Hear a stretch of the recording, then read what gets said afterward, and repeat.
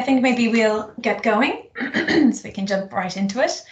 So you're all very welcome this afternoon. My name is Derina Johnson. I am the project manager for the Trinity Inclusive Curriculum Project. Just a little very brief overview about the project for those of you who are not familiar with it. We were born in October 2020 and we are based in the EDI office, and our mandate is to embed the principles of equality, diversity, inclusion in all of the curriculum within Trinity. And the way that we understand curriculum is in kind of a very broad sense, because it's quite a kind of an undefined concept. We understand it as very much anything to do with the teaching and learning experience within Trinity.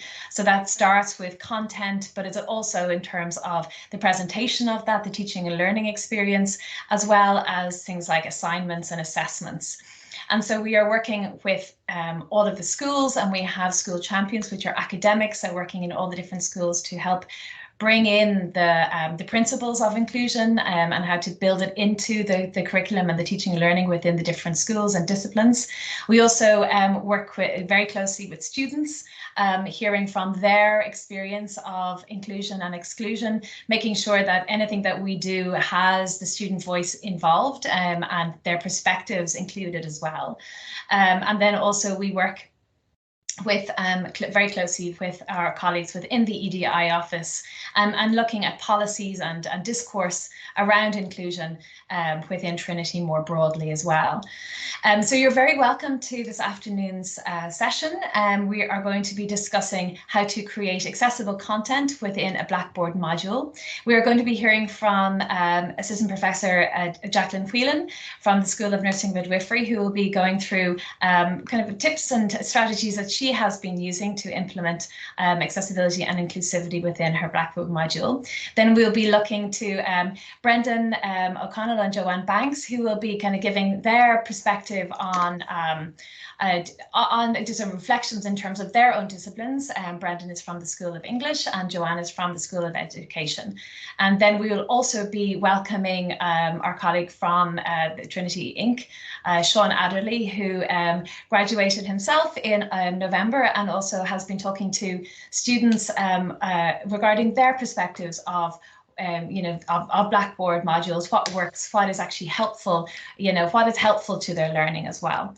So that's the content for today. We've only got about half an hour with you, so we're going to use it to the best extent that we can. So I will hand things over to Jacqueline now. So thank you so much. Okay, thank you, Derina. Thank you, everybody. You're very welcome.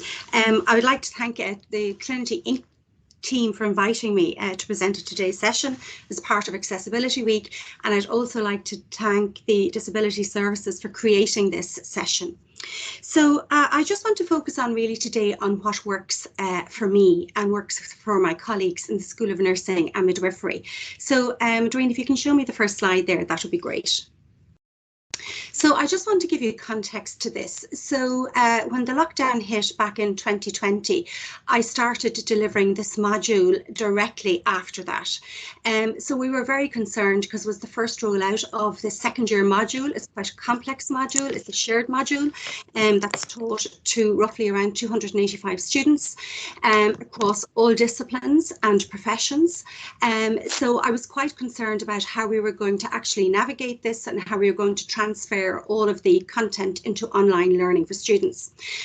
So we ran the module anyway, and I'll talk about how that went shortly. But you can see some of the evaluative comments that came out of the formal evaluations from students as a result.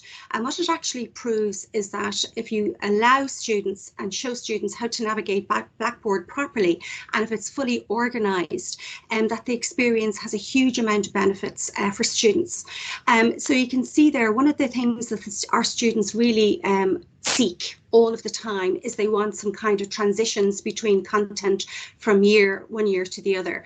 So the second year content was a follow on from the first year, so they were very happy with that. You can see the comments around Blackboard, how it was organised, everything was clearly labelled, and I'll talk to that now later in this presentation.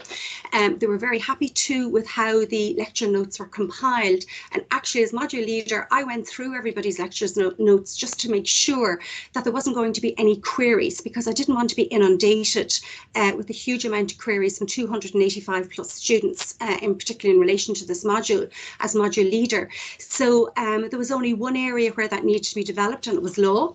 And so the law lecturer actually developed a lot of case law notes for the students. So it was a fantastic additional resource for them. We supplied them with extra reference lists, both at the end of classes, as well as having a government reading list with all various documents from the Department of Health, etc., and the HSE. All lecture content is always made in advance, always made available to our students, and particularly for those who have lens reports, so it's fully accessible to them. So that was there. And then the other thing I decided to instigate, I was wondering how I was going to really try to minimise the number of queries. So I looked to the likes of Stanford and some of the other universities in the US, and I seen that they were actually engaging in weekly communications with their students. So I decided I was going to actually take control and responsibility as module leader for all the communications going out to the students on a weekly basis. So I wrote to the students on a weekly basis. I let them know exactly what was going on the following week, so they could actually plan for classes, etc., and they could do any pre-assigned readings because I'd notify them about that, or if they had any other additional work that they needed to undertake. So they'd all advance notice for those things, so that worked very, very well. And then the other thing then that occurred as a result of, you know, some of these institutions that I got involved in was that the results were just phenomenal. So the average result for the students as a result of doing the assessment, they had to do a poster assessment relating to one of 3 themes. The average mark was 65 and the maximum mark was 85, and only 2 students were unsuccessful with regard to this module. So I mean, that was a phenomenal outcome considering it was the very first time that we ran the module. Okay, next slide, Derina, there, please. And then in relation to the external examiner experience, we have 2 general external examiners, and then we have an external examiner for ID, mental health, as well as midwifery. So we have quite a lot of external examiners that are involved in our processes in the school. And you can see some of the comments here, and this comes directly from one of our external examiners in Galway. So she was very happy with the conduct, and she was very happy with the content of the poster assessment and what it proposed to do, and how it actually allowed students to engage and to have the opportunity to reflect upon what they needed to do in respect of the module. We also had very extensive feedback from an external examiner in Sweden, and she was really very, very impressed with the transfer of knowledge to online content for students. So she wrote a full page of A4 around that. So, you know, what it really means is that accessibility does benefit everyone. And obviously our external examiners have access to all our modules and module content, etc. on Blackboard. So next slide, Derina, please.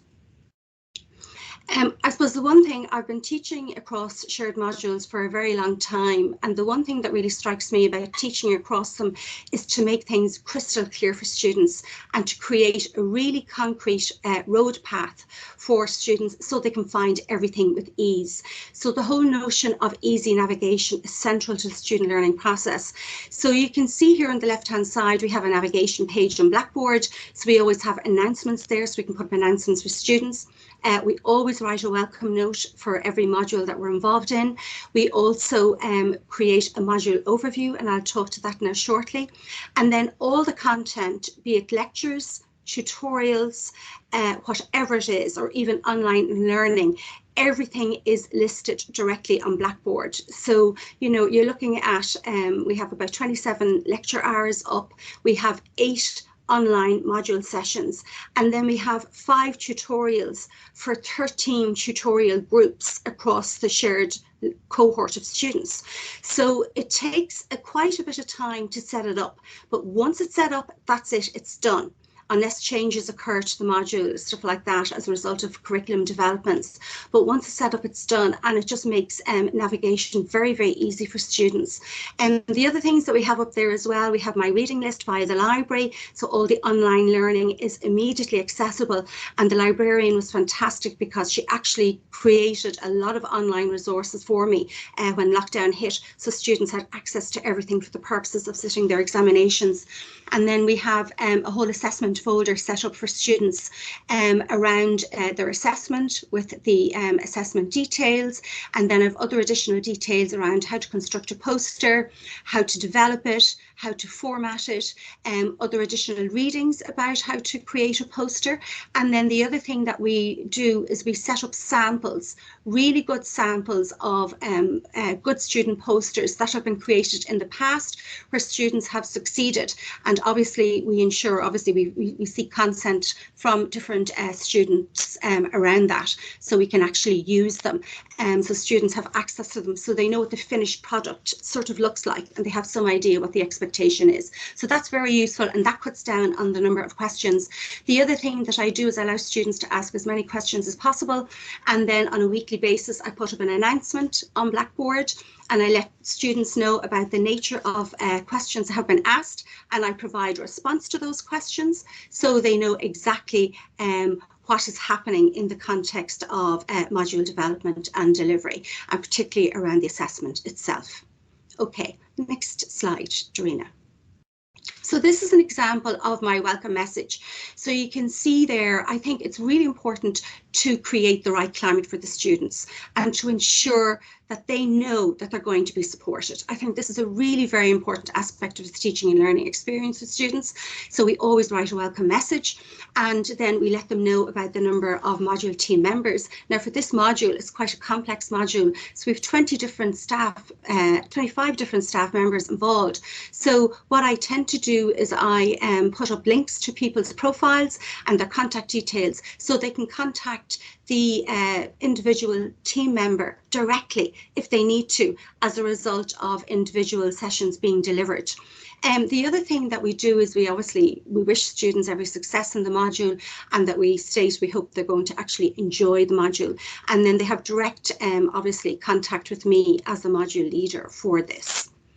Next slide please, Derina. Thank you. The other thing that we do is we set up expectations around the module and module delivery. Now, I do know from past experience that even though we advise students to read the module descriptor, there are many students who don't. And this is why providing the module overview is important. So I state the number of ECTSs so they have some idea around the student effort that's actually involved in the module. I also state the module learning outcomes so they know what the expectations are at the end of it. Then obviously all the module team members are all mentioned by name and links to the profiles, my details, and then I give very specific details around the assessment, dates when it's due, etc., etc. And then the other thing that I let them know about is that we actually colour code our Blackboard content so students can differentiate between lectures, tutorials, and also online content. Next slide, Derina, please. In terms of how Blackboard is organised for us, as I said, we have a separate folder for every timetabled session. Now what's important is, so we basically set up, well, I set up the content folders in accordance with the timetable. So everything is chronologically listed in order by class date, by class time, also by the lecturer who is actually going to deliver it, and then the title of the session. So students know exactly what's happening in relation to their content. And sometimes if you get a doubling up of classes, somebody does a double session, we'll just have that folder then run as actually one class rather than having a separate folder for each of the classes. Next slide, Derina, please.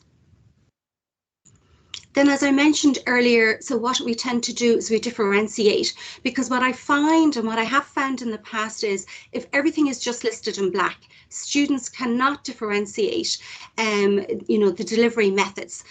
So I think it's really important. So we decided to do that.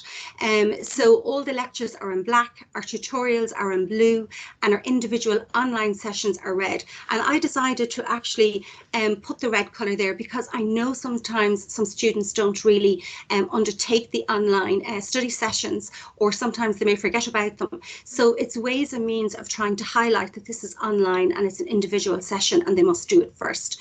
And then we further subdivide the colour coding so students can differentiate between what's live, what's pre-recorded, and what's face-to-face. So I think it's really, really useful in terms of helping students to differentiate the class delivery methods relating to overall module delivery. Next slide, Derina, please. And this is an example. You can see how it's actually organised. So we have the date, the time, the name of the person or persons delivering, the lecture sequence in relation to module delivery, and then the title. And then underneath then the folder, we place then how that the session is actually going to be delivered, whether it's going to be live or pre-recorded or face-to-face, or whether it's going to be an individual study session. So students clearly know what to expect. Next slide, Derina, please. So this is, I suppose, a further example then of some timetable content. So you can see there the individual study session is highlighted in red. So students know that they need to undertake that themselves. And then the subfolders within that, so they'd have very, very specific instructions and activities that they need to follow in respect of actually undertaking the session. Next slide. The other thing, now I know this might be difficult to read, but the other thing that we also do as well is that we're conscious, even though we're teaching across, various shared disciplines and professions, we're conscious that when we're developing readings for students, that they're developed by discipline and profession. So say for argument's sake, if I'm talking about collaborative workings and partnership in care, we give them specific readings relating to their specific discipline. So they're pertinent to their discipline. So they do get some core readings as well as getting discipline specific readings, so that the learning is actually purposeful and meaningful to each of the respective disciplines and professions. Next slide. This is an example then of our weekly announcements, my weekly announcement actually, and it's just helping students to develop, I suppose, the right attitude, because I do know that students get confused with the amount of content that they're undertaking across multiple modules in a term. So I think it's very useful if they have some idea a week in advance exactly what's going on. So I just advise them, and I hope that they're, obviously enjoying their sessions. I let them know about the queries about posters, development and responses, and make sure that they get that on a weekly basis. And then I let them know the days in question that they're going to have classes, the times, and then obviously the number of sessions they're having that particular week. And then I remind them if they've any readings and stuff like that that they need to undertake in respect of it. So I think all of these activities really help the students, and it increases student satisfaction, and it minimises the amount of queries. And I think most importantly, what it actually really does, it increases student productivity all around. So I think that's all I have to say at this moment in time, Derina. So thank you very much for that. Thank you so much, Jacqueline. So I would like to invite maybe Joanne to begin to respond to Jacqueline, to give any insights or how these coincide with your thoughts about it. Can I give compliments, Derina? Is that okay? Because that's all I have. That's really brilliant, Jacqueline. Thanks a million. I just was thinking when you were talking that lockdown did students with who experience barriers to their education and those who do not a huge favour, because it basically made us all sit up and be conscious of how we communicate, the extent to which, the frequency, and just even the visuals. So that was really, really helpful. The other thing that struck me is that as an academic with colleagues, I moan a lot about Blackboard, as do others. It's clunky. It's not very user friendly. But you've worked with it, and but by even the way you've laid it out, you've made it work for you and your students, and everyone has just gotten over it and gotten used to. So it really reminds me of that whole universal design for learning conversation where, you know, your context is quite important. You just got to work within that context. Not everything is going to be perfect. And then the other thing that I would take and that I use myself quite a lot, and you didn't click, we weren't able to click into your subfolders. I was curious as to see what happens when we did that. But I suppose what I would do, I use a lot of audio and visual content, and that I would separate that out for students. In that sometimes they just don't have the head to read an in-depth academic journal article, and sometimes I just have something, if they're on their bus or they're in their cars, that they can just stick something on and have a listen or have a watch, whatever their circumstances are. But thanks a million, that was fantastic. Brendan, do you want to come in there? Sorry, Derina. Yeah, sure. Thanks. Thanks, Joanne, and thanks, Jacqueline. That was really phenomenal. And I think actually it's something that will speak across all disciplines, actually, because what you've highlighted are principles that I think are, as Joanne says, very universal. And in particular, one thing that I'm very struck by is, I suppose, a whole question around time, because we're all very conscious about time. And the model that you've given us here is very helpful in terms of managing our own time, being conscious that, you know, we're working with people like teaching assistants who need to know very clearly where they slot into the structure of our course, and that our students need to, I suppose, understand how they're kind of going to manage their time. I suppose if I were to add a couple, I would certainly say from our perspective, it might not be the same in every faculty, but certainly in humanities, we have a lot of modules now that are open modules and that are kind of open to students from other disciplines. And I think that's a really interesting challenge and opportunity for us to reflect on, well, look, we cannot assume that students will have the kind of disciplinary knowledge that we might have assumed 2 years ago or 3 years ago. And we can use this process and use even the model that Jacqueline provides there to think through, well, what do I need people to know and when do I need them to know it, so that we can start to kind of structure that, again, applying these principles of universal design. I suppose I would emphasize maybe a couple of things that, like, I mean, Jacqueline mentioned briefly the importance of my reading list, and obviously you use that, and that's a fantastic resource that I think is actually not maybe being as widely used across college as maybe it could be, and it dovetails very well with Blackboard. It's very easy to actually, once you've set up something on my reading list through the library, to just add that link exactly as Jacqueline had it there, which has your reading list there and which has things prioritized, which is very important for students, particularly students maybe who are working a lot of hours outside or whatever else, to kind of see how they can prioritize things. I also think one last thing maybe to highlight is the way in which what Jacqueline has put here really can foster a sense of student independence, because it kind of allows you to see from the start very clearly what's kind of expected of you. And one thing I'll definitely take away is the importance of highlighting, say, the ECTS, that you understand that I'm doing it for this many credits, and that has an implication that I'm really going to spend this much time, and that it needs to be structured something like this, and then I can work towards that and work towards my assessment and all of that. But no, I think it's really fantastic what Jacqueline has outlined there, and I wouldn't have much more to add to it. So thanks very much, Jacqueline and Joanne. Derina. Thank you so much. Now over to Sean from kind of the student perspective. What do you think about all of this? Well, yeah, so like the students kind of that I would have spoke to about it, like typically they'd be kind of students who are time poor, who kind of work part-time jobs or like have caring responsibilities, etc. So like interacting with Blackboard, they want to maximize their time. And so navigating it and not finding things you would need to find quickly can obviously be very frustrating.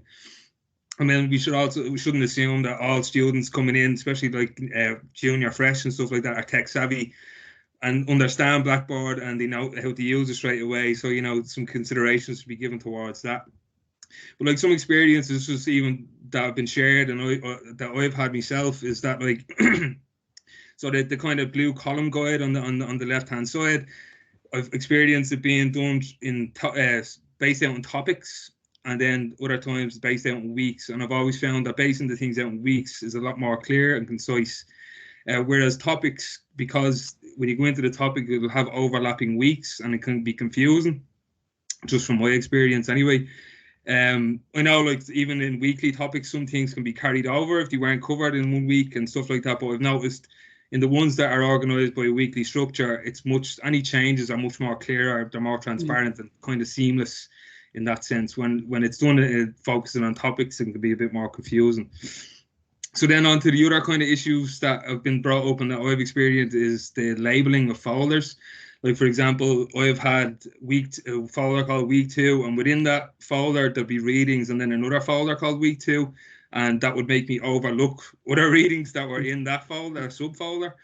And I would have typically liked to have all the readings done before class, so that, like, overlooking some readings can be quite frustrating too.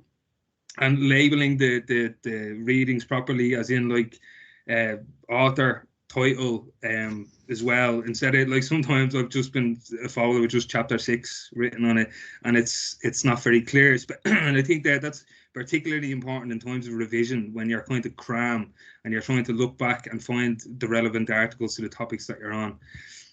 So, like, that kind of lead me quickly into then Blackboard Ally and kind of letting the students know about that, because if I had known about that for commuting and stuff like that, and just knowing that there were, like, audio files I could have listened to while on commute, could have saved me an awful lot of time and stuff like that. And I think Derina wants to talk briefly about Blackboard Ally now too.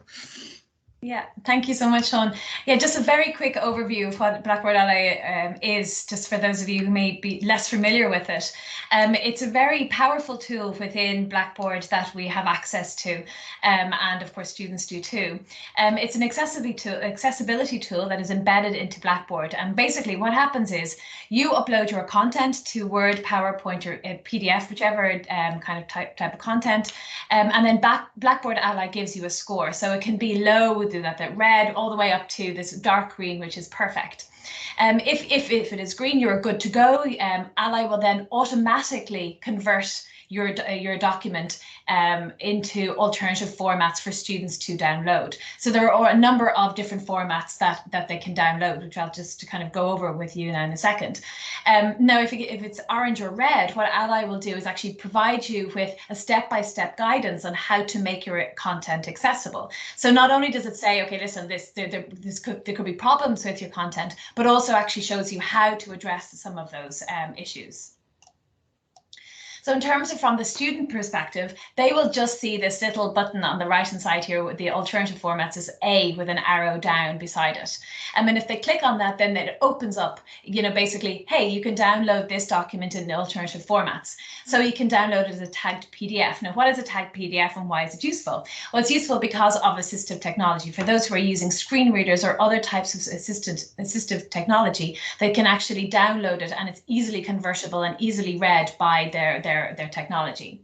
In HTML, they can download it, and that is actually really useful because it adapts to your screen size. So this is really useful for students who perhaps don't have sole access to a computer, who might be sharing a computer with somebody else, or who might be working on a mobile quite a bit.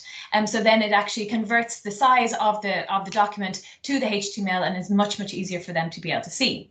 EPUB, you're probably very familiar with that, and it means, again, if they don't have a computer but they have an iPad, they can look at that, or other ebook readers as well. Electronic Braille, of course, speaks for itself.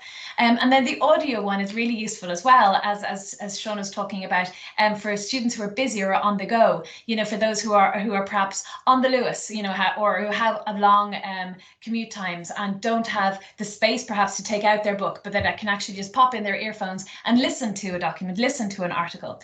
So all of these different formats are really useful for students, for lots of different types of students, not just for students with disabilities, but also for students who are busy, who perhaps have to, prepare the dinner while they're trying to actually also do their reading. And so they can actually, again, pop their earphones in and actually listen to these things, as opposed to actually having to sit down and read an article.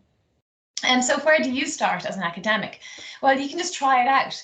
No one expects you to fix everything at once. You just need to start. This is the +1 approach. Try, have a look to see where your scores are and just address one at one go.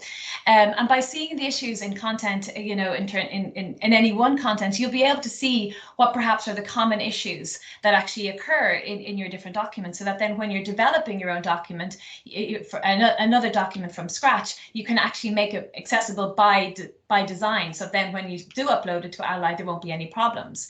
And this is really key, that creating an accessible document in Word or PowerPoint before uploading to Ally will save you time.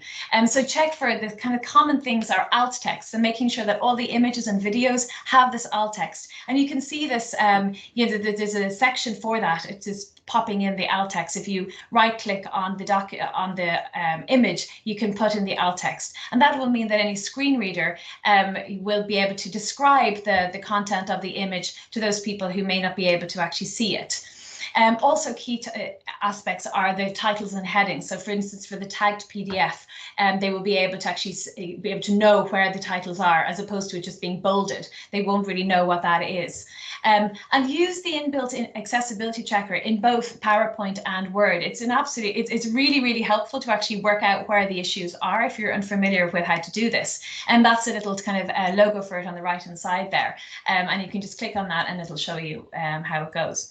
So we will share this these slides with you, and there's more information on how to kind of start with Blackboard Ally, as well as a couple of videos as well that we've got there for you as well that you can look at as well.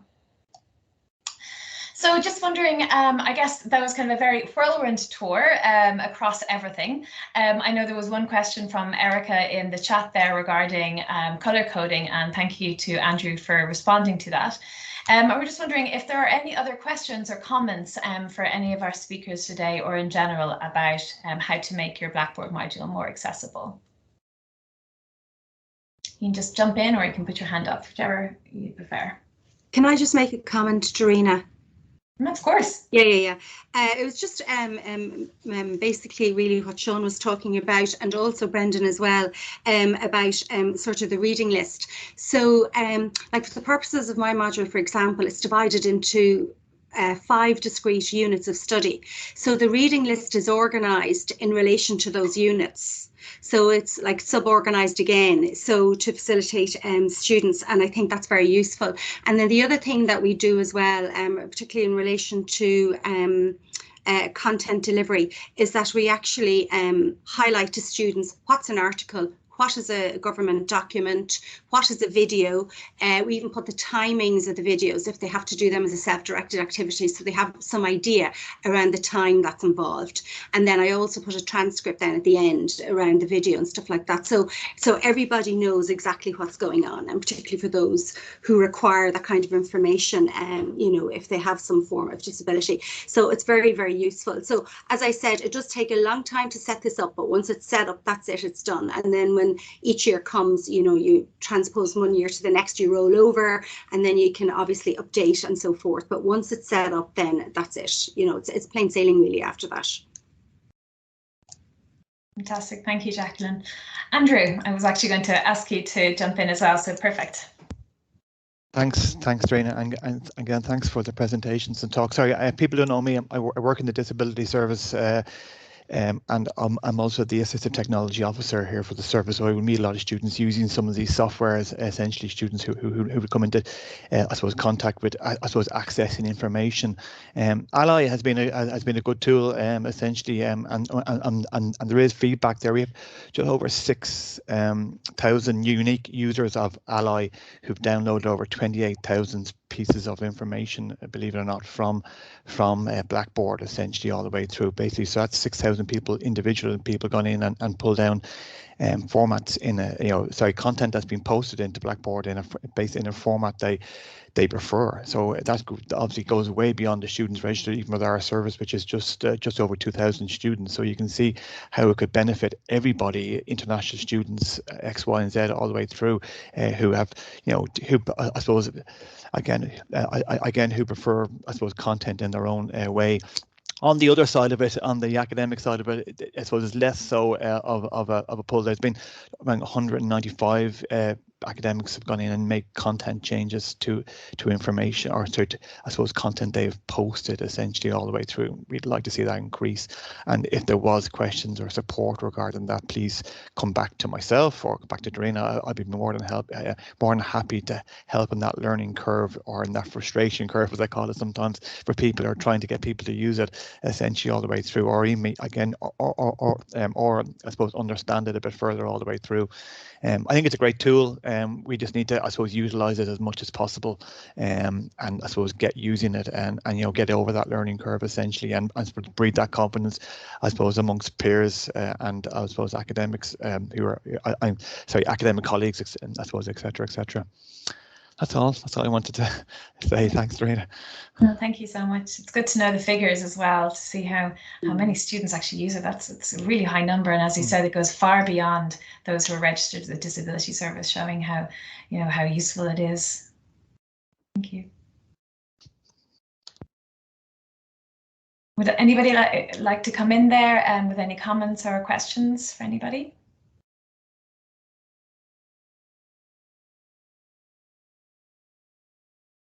Liz, please. Hi, just to echo a big thanks to everyone. Some really great ideas there, and it's particularly useful, Sean, to get the feedback from the student perspective. So many thanks for that. Just to add, I mean, it's very important that each of us who are teaching a module where we have sole responsibility for the module are conscious of delivery through Blackboard. But when I was listening to Jacqueline, I was thinking how much more important it is when you have a group teaching a module. And since co-teaching of various forms is becoming such a prevalent phenomenon now, I think it's great. It's a great example of good practice as to how you really do need one person who's coordinating and ensuring that whatever system you decide to use to convey content and methodology through Blackboard, that it's consistent across a module, so students aren't trying to deal with lots of different styles, however good they are in their own right, but within one module. So many thanks for that. Yeah, such a good point. Jacqueline, would you like to respond to that?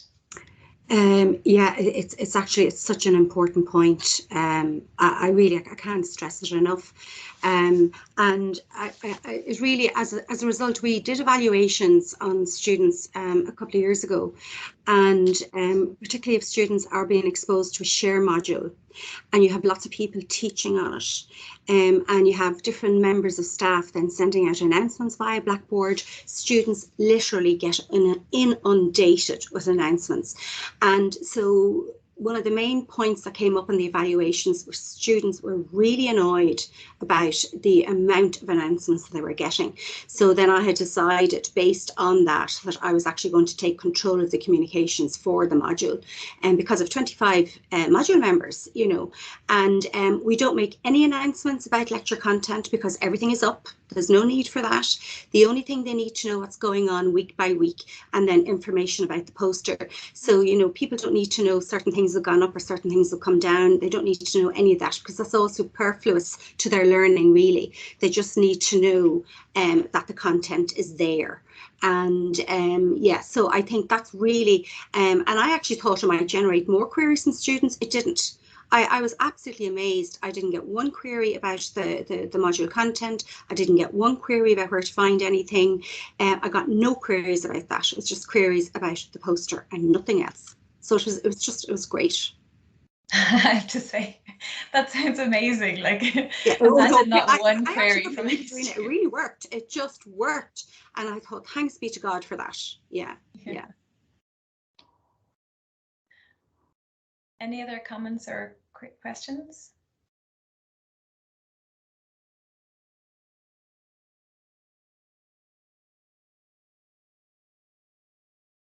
Sorry, Derina, just Brendan here. Can I just come in quickly just to pick up on one thing that I meant to say, and we've kind of touched on it, but one thing is just in terms of lens reports, that coordinators obviously have access to lens reports, and I think it can be quite a useful thing, even to look at the the module that you're teaching now and kind of look at the lens reports that you have for the students now and distinguish between things that are kind of maybe specific to a student and things that might be something that actually everyone would benefit from.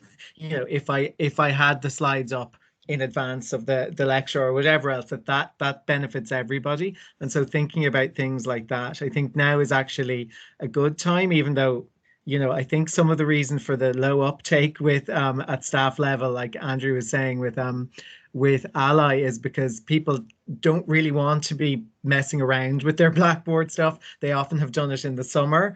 And so now is a good time to maybe reflect on how Blackboard works for you, how you think it might work better, and even to just plan that, okay, I've got these tips, these great tips that Jacqueline has set out there today and that we've talked about today, and kind of plan for when you might start implementing some of those changes that might kind of you know, help make your module more accessible. But yeah, just wanted to come in on that. Yeah, well, thank you so much, Brendan. I actually think that's quite a nice note to finish up on, unless there are any other comments that anybody wants to make. So it's just for me to say thank you to Andrew Costello and everybody at the Disability Services for creating the Accessible Information Week. I think it's been a very interesting week, full of rich content as well. It's been very useful for everybody, so thank you so much. Thank you, of course, to Jacqueline Whelan, Brendan O'Connell, Joanne Banks and Sean Adderley for their contributions as well. So thank you so much. We will be sharing Jacqueline's slides as well as a couple of slides on Blackboard Ally as well afterwards. So thank you all so much and take care. Have a wonderful day. Thank you.